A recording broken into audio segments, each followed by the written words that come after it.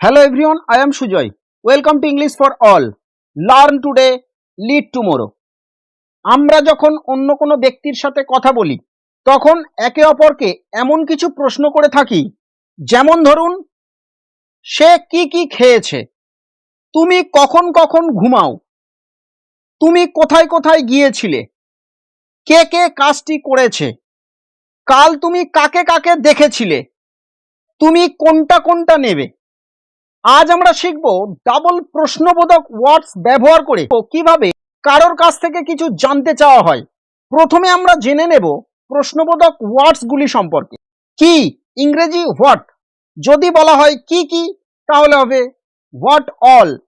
কোথায় ইংরেজি হোয়ার, যদি বলা হয় কোথায় কোথায় তাহলে হবে হোয়ার অল।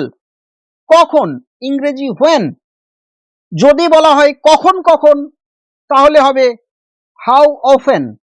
কে ইংরেজি হু, যদি বলা হয় কে কে হু অল।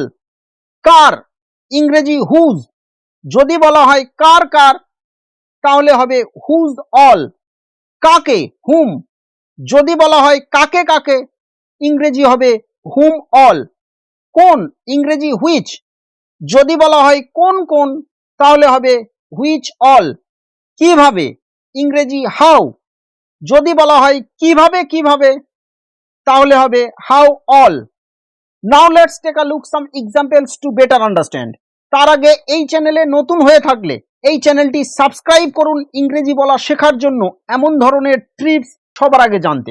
সে কি খেয়েছে, হোয়াট হ্যাজ হি ইটেন, যদি বলা হয় সে কি কি খেয়েছে what all has he eaten. Dear learners, আপনারা যদি টেন্স অনুযায়ী প্রশ্নবোধক বাক্য গঠন করার ভিডিওগুলি না দেখে থাকেন তাহলে ডেসক্রিপশনে দেওয়া লিঙ্ক থেকে অবশ্যই দেখে নেন। তুমি কখন ঘুমাও, হোয়েন ডু ইউ স্লিপ, যদি বলা হয় তুমি কখন কখন ঘুমাও how often do you sleep. তুমি কোথায় গিয়েছিলে, হোয়ার ডিড ইউ গো, যদি বলা হয় তুমি কোথায় কোথায় গিয়েছিলে where all did you go. কে সেখানে গিয়েছিল, হু ওয়েন্ট দেয়ার, যদি বলা হয় কে কে সেখানে গিয়েছিল হু অল ওয়েন্ট দেয়ার। কাল তুমি কাকে দেখেছিলে, whom did you see yesterday, যদি বলা হয় কাল তুমি কাকে কাকে দেখেছিলে whom all did you see yesterday. তুমি কোনটা নেবে, হুইচ উইল ইউ টেক, যদি বলা হয় তুমি কোনটা কোনটা নেবে which all will you take. তুমি এটি কিভাবে করেছো, how have you done this, যদি এভাবে বলা হয় তুমি এটি কিভাবে কিভাবে করেছো।